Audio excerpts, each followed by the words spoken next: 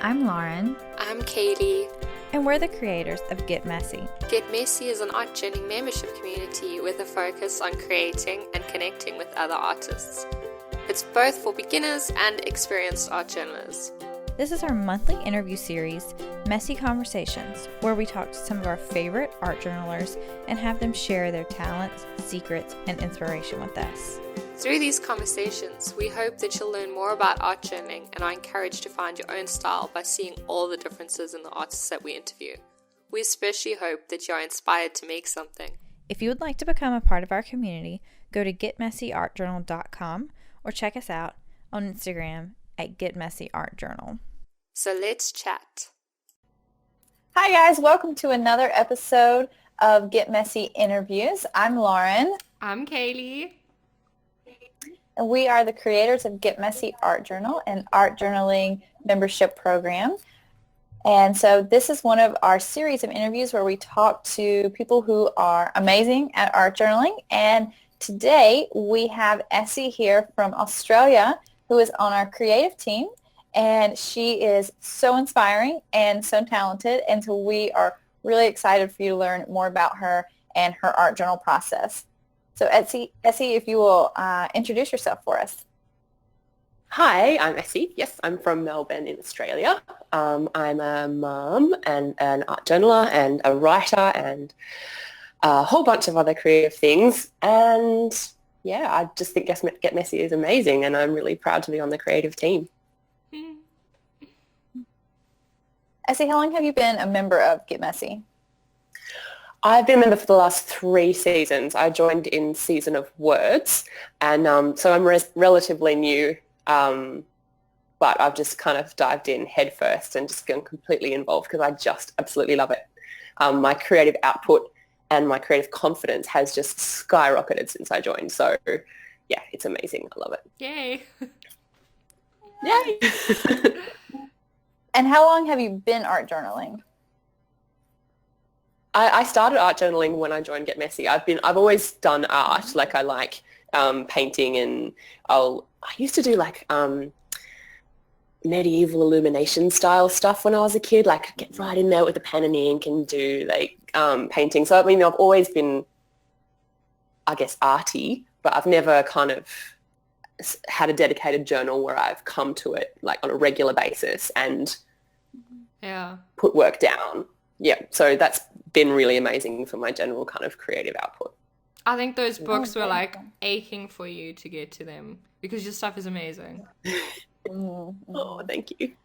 So can you tell us a little bit about how it was for you when you started art journaling?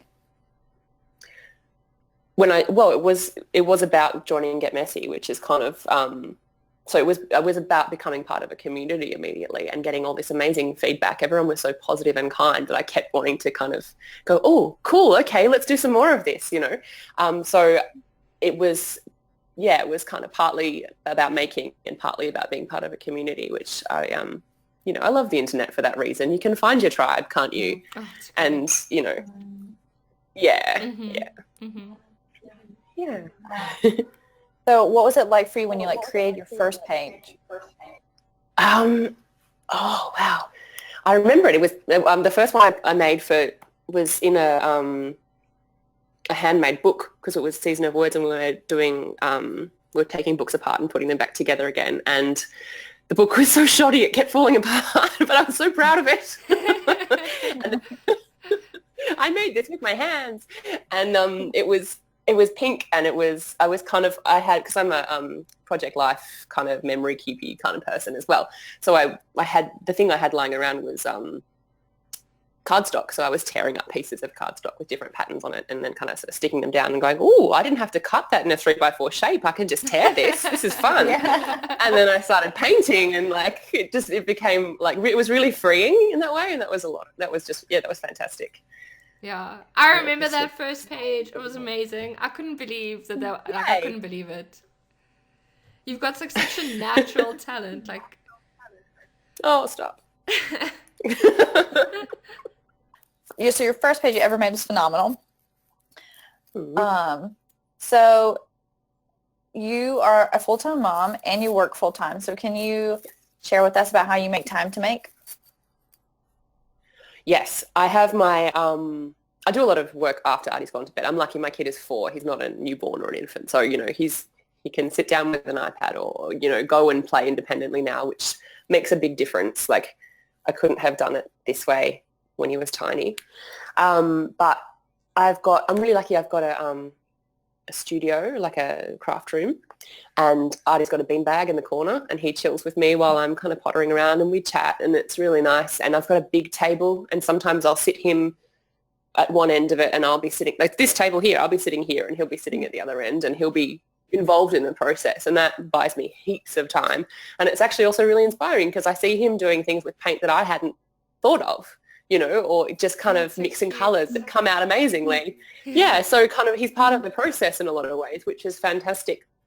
I'm also really lucky that I've got a very supportive partner. She recognises and appreciates that art is important to my well-being, and so she considers time I spend doing this as valuable, which is just, really, really lucky. So she gives me time. She plays with him and, takes him off and does stuff, and, so I get time to be creative, which is really awesome. Yeah. I also have to organise my time pretty well. And doing Level Up was really helpful with that. I've started using Todoist. Yay. And it's become like my absolute it's my external brain. Everything goes in there. And I have in there art journal page number 1 and art journal page number 2 for the week. I mean, sometimes I'll do more, but my bare minimum is 2 pages a week. Yeah, so you actually have it as like a to-do item. And yeah, it's part of my work because it feeds into everything else that I do. It's part of being creative is making time and space for that. So yeah, it's a job. It's what I do. Yeah. That's really interesting. So you set like time aside, like specifically just to like play with art and to develop your creativity with no like end goal other than a page. Yes, absolutely. And I make sure I do that twice a week at least, but it's usually more. But there are some weeks when it gets crazy, and then it's just those 2 are definitely happening. Yeah, and it's my goal actually to do that for the whole year, is 2 pages a week, even when we're not in a Get Messy season. Yes.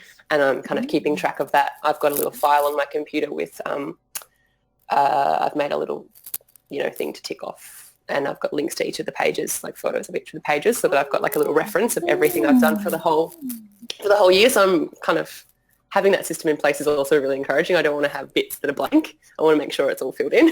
So And you haven't missed it. You haven't missed a week yet. No, I've been doing more than 2 a week all year so far. That's but awesome. It's February. Let's see how we go. And if you miss it, what would you do? Would you just make an extra one the next week? Yeah, I will. Yes, definitely. Oh, okay. And you have to do that with creativity, don't you? Like, it does ebb and flow. Sometimes you're just immensely productive and it just pours out of you. And other times it really is hard. But you have to show up even when it's hard, because otherwise, it all just falls apart. So. Yeah, I love that. Okay, so show us some of your pages. Okay.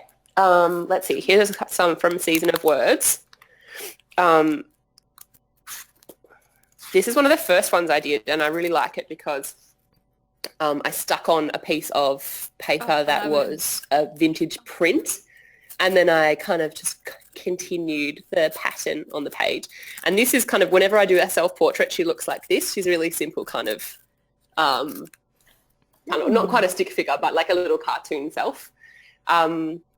So yeah, I really loved the quote. It's, "You live out the uncertainties until they become clear." And that's kind of was my approach to art journaling at the time. It was like, oh, this is new and exciting, but I'm not really sure how it's going to go. Let's just do it and see what happens. And it ended up being really positive. So that kind of is a good illustration of the beginning of my journey, I guess, as an art journaler. Yeah. So yeah, I love that. Yeah. This pattern came out of a Frankie magazine. They do lots of scans of vintage fabric and then use them as backgrounds. So they're really fantastic resources. I don't know if you can get them overseas, but that's an Australian magazine. It's really good. Yeah. I think I've had it like once. Yeah. They've got matte pages, which I really like in a magazine, because it's the glossy isn't as fun. I mean, it's fine, but it's not as fun for collaging with, and I do love to collage. Yeah. Well, we'll post a link to it for everybody. Yeah, please do. Yeah, it's awesome. And you can buy back issues off their website and stuff. So if you really want to get your hands on it, it's certainly possible. Perfect. Yeah.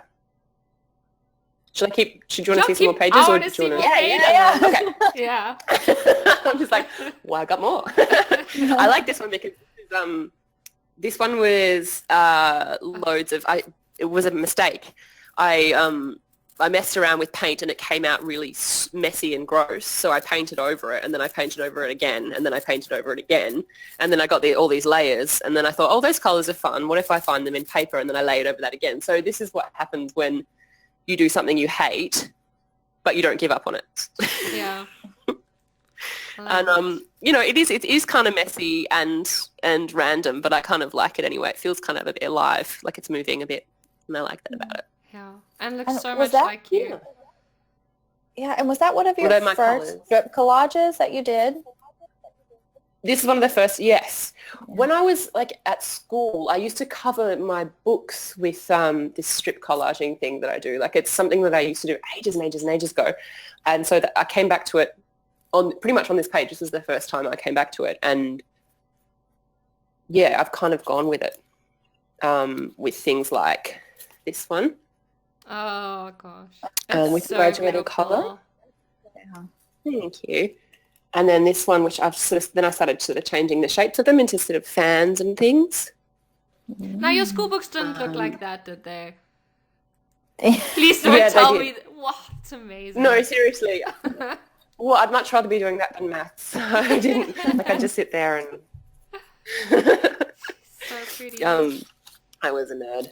And then I like this one because I managed to get multiple kinds of shapes in there. So I had the fan, and then I sort of did the circles as well, and I kind of like the contrast there, which is fun. I can do other things. I don't know if I've actually bookmarked anything else except collages. This one. I also really like watercolour and hand lettering. And this one involved a photograph of me and my mum, which kind of tells a bit of a story. I can't remember what the prompt for this one was. Maybe it was just to use a family photo.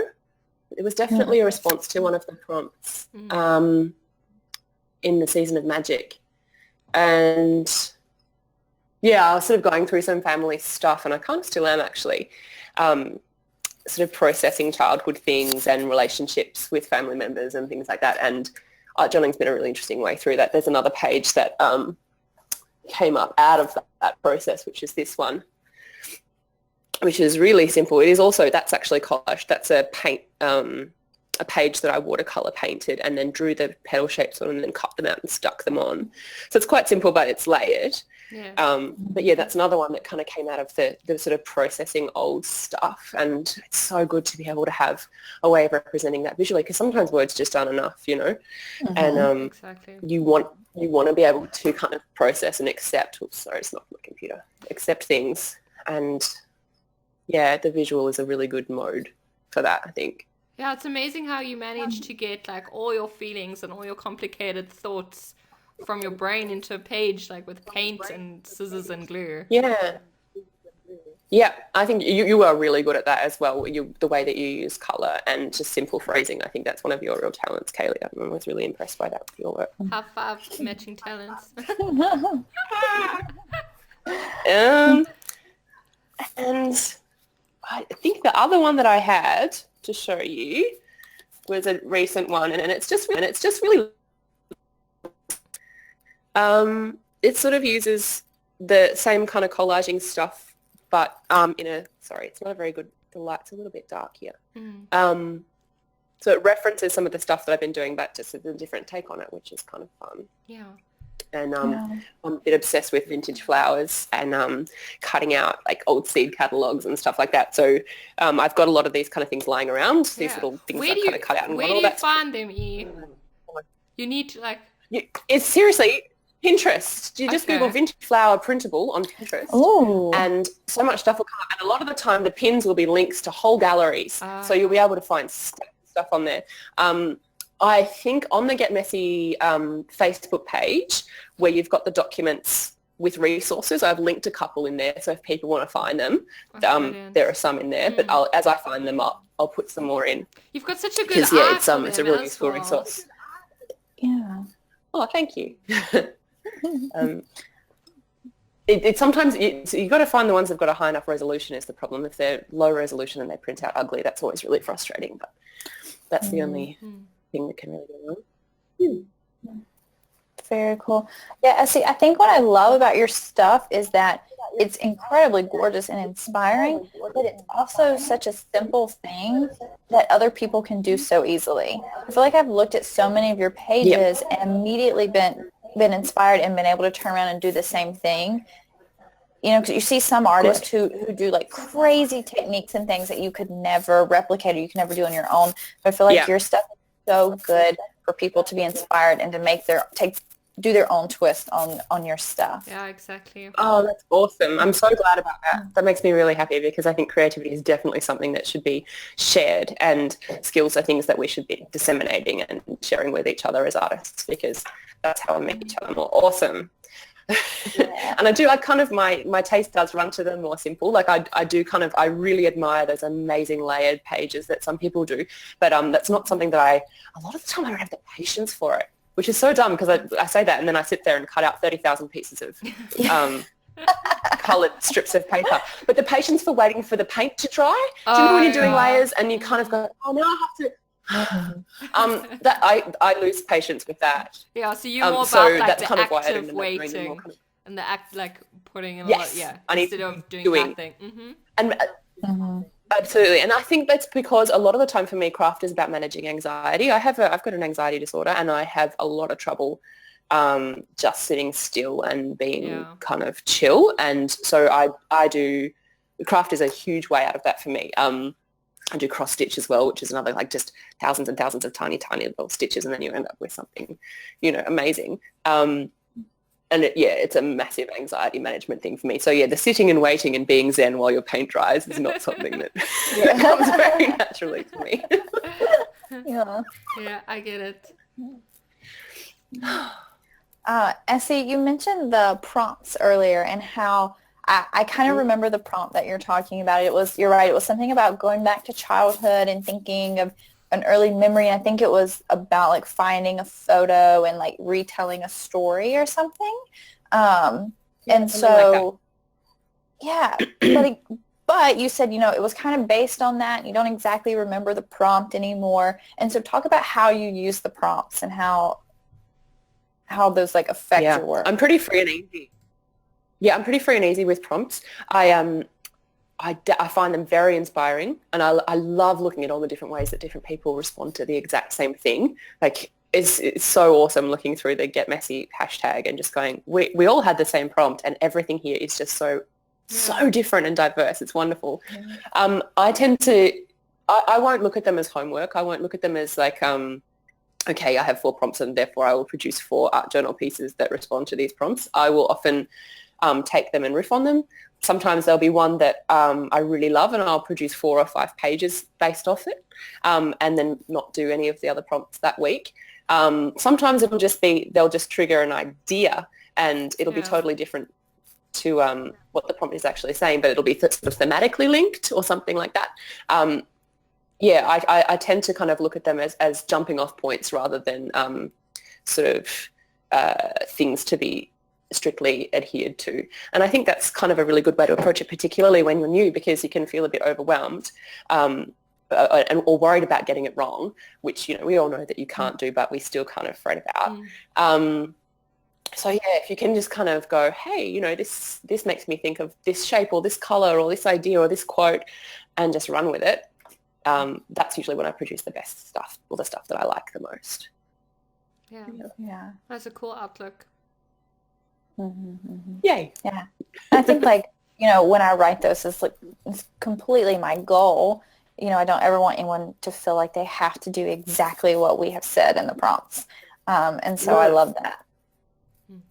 Yes, and they are often very open-ended, which is why they lend themselves so well to that kind of approach. And I really like that about most of the prompts. So where else do you draw inspiration from? Very much from music. I'm a nerd. I love folk music, largely because it tells stories and it's often really layered and stuff like that. So I've always got music going in here, in my studio. I've got a fantastic speaker, which is Bluetooth connected to my computer, and I've got Spotify on like all the time. But if it's not folk music, it's usually like Adele, and I'm belting along while I'm singing.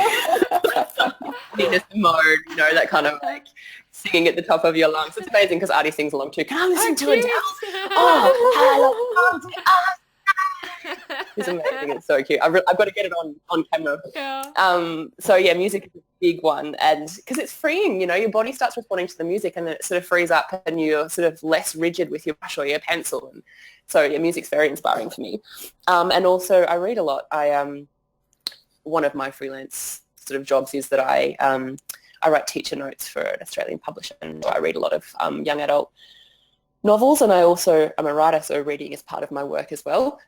So I love stories, and so I